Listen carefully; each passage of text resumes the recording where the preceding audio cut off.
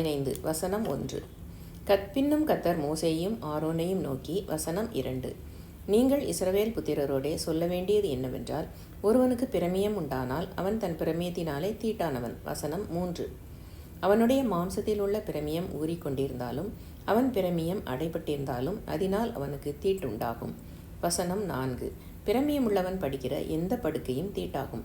அவன் எதின்மேல் உட்கார்கிறானோ அதுவும் தீட்டாகும். வசனம் 5. அவன் படுக்கையை தொடுகிறவன் தன் வஸ்திரங்களை தோய்த்து தண்ணீரில் முழுக கடவன். சாயங்காலம் மட்டும் அவன் தீட்டுப்பட்டிருப்பானாக. வசனம் 6. பிரமியம் உள்ளவன் உட்கார்ந்ததின் மேல் உட்கார்கிறவன் தன் வஸ்திரங்களை தோய்த்து தண்ணீரில் மூழ்கி சாயங்காலம் மட்டும் தீட்டுப்பட்டிருப்பானாக. வசனம் 7. பிரமியம் உள்ளவனின் சரீரத்தை தொடுகிறவன் தன் வஸ்திரங்களை தோய்த்து தண்ணீரில் மூழ்கி சாயங்காலம் மட்டும் தீட்டுப்பட்டிருப்பானாக. வசனம் 8. பிரமியம் உள்ளவன் சுத்தமாயிருக்கிற ஒருவன் மேல் துப்பினால் இவன் தன் வஸ்திரங்களை தோய்த்து தண்ணீரில் மூழ்கி சாயங்காலம் மட்டும் தீட்டுப்பட்டிருப்பானாக. வசனம் 9. பிரமியம் உள்ளவன் ஏறும் எந்த சேனமும் தீட்டாயிருக்கும். வசனம் 10. அவனுக்கு கீழிருந்த எதையாகிலும் தொடுகிறவன் சாயங்காலம் மட்டும் தீட்டுப்பட்டிருப்பான். அதை எடுத்துக்கொண்டு போகிறவன் தன் வஸ்திரங்களை தோய்த்து தண்ணீரில் மூழ்கி சாயங்காலம் மட்டும் தீட்டுப்பட்டிருப்பானாக. வசனம் 11. பிரமியம் உள்ளவன் தன் கைகளை தண்ணீரினால் கழுவாமல் ஒருவனை தொட்டால் இவன் தன் வஸ்திரங்களை தோய்த்து தண்ணீரில் மூழ்கி சாயங்காலம் மட்டும் தீட்டுப்பட்டிருப்பானாக. வசனம் 12. பிரமியம் உள்ளவன் தொட்ட மண்பாண்டம் உடைக்கப்படவும் மரச்சாமான் எல்லாம் தண்ணீரினால் கழுவப்படவும் வேண்டும். வசனம் 13. பிரமியம் உள்ளவன் தன் பிரமியம் நீங்கி சுத்தமானால் தன் சுத்திகரிப்புக்கென்று 7 நாள் எண்ணிக்கொண்டிருந்து தன் வஸ்திரங்களை தோய்த்து தன் தேகத்தை ஊற்று நீரில் கழுவ கடவன். அப்பொழுது சுத்தமாயிருப்பான். வசனம் 14. 8ஆம் நாளிலே அவன் 2 காட்டுப்புறாக்களையாவது 2 புறா குஞ்சுகளையாவது ஆசரிப்பு கூடார வாசலிலே கர்த்தருடைய சந்நிதியில் கொண்டு வந்து ஆசாரியனிடத்தில் கொடுக்க கடவன். வசனம் 15. ஆசாரியன் அவைகளில் ஒன்றை பாவ நிவாரண பலியும் மற்றொன்றை சர்வாங்க தகன பலியுமாக்கி அவனுக்காக கர்த்தருடைய சந்நிதியில் அவன் பிரமியத்தை நிமித்தம் பாவ நிவித்தி செய்ய வேண்டும். வசனம் 16.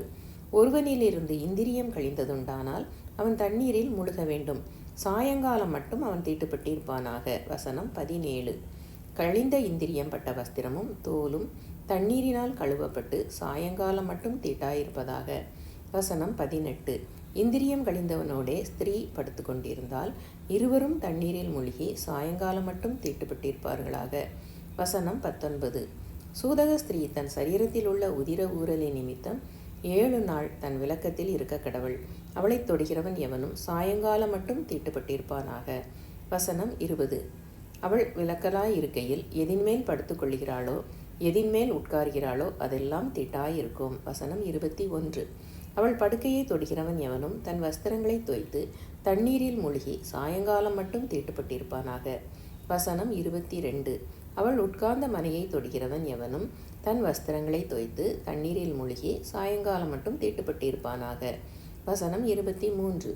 அவள் படுக்கையின் மேலாகிலும் அவள் உட்கார்ந்த மனையின் மேலாகிலும் இருந்த எதையாகிலும் தொட்டவன் சாயங்காலம் மட்டும் தீட்டுப்பட்டிருப்பானாக. வசனம் 24. ஒருவன் அவளோடே படுத்து கொண்டதும் அவள் தீட்டு அவன் மேல் பட்டதும் உண்டானால் அவன் 7 நாள் தீட்டாயிருப்பானாக. அவன் படுக்கிற படுக்கையும் தீட்டுப்படும். வசனம் 25. ஒரு ஸ்திரீ விலகியிருக்க வேண்டிய காலம் அல்லாமல் அவளுடைய உதிரம் அநேக நாள் ஊறிக்கொண்டிருந்தால் அல்லது அந்த காலத்துக்கு மிஞ்சி அது கண்டிருக்கும் நாளெல்லாம் ஊறிக்கொண்டிருந்தால் தன் விலக்கத்தின் நாட்கள் இருந்தது போல அவள் தீட்டாயிருப்பாளாக. வசனம் 26. அந்த நாட்களெல்லாம் அவள் படுக்கும் எந்த படுக்கையும் அவள் விலக்கத்தின் படுக்கையைப் போல அவளுக்கு தீட்டாயிருக்கும். அவள் உட்கார்ந்த மனையும் அவளுடைய விலக்கத்தின் தீட்டை போலவே தீட்டாயிருக்கும். வசனம் 27.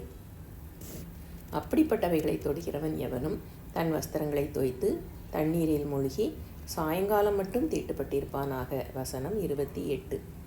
அவள் தன் உதிர ஊரில் நின்று சுத்தமான போது அவள் 7 நாள் எண்ணிக்கொள்வாளாக.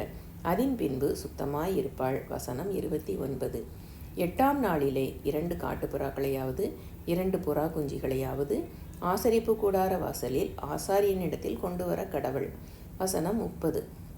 ஆசாரியன் அவைகளில் ஒன்றை பாவ நிவாரண பலியும் மற்றொன்றை சர்வாங்க தகன பலியுமாக்கி அவளுக்காக கர்த்தருடைய சந்நிதியில் அவளுடைய உதிர ஊரலின் நிமித்தம் பாவ நிவித்தி செய்ய கடவன். வசனம் 31.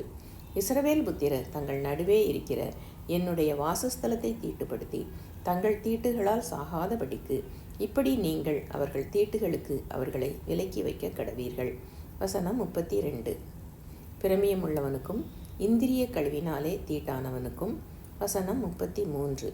சூதக பலவீனம் உள்ளவளுக்கும் பிரமியமுள்ள ஸ்திரீ புருஷருக்கும் தீட்டாயிருக்கிறவளோடே படுத்து கொண்டவனுக்கும் ஏற்ற பிரமாணம் இதுவே என்றார். லேவியராகமம் அதிகாரம் 33 முற்றிற்று.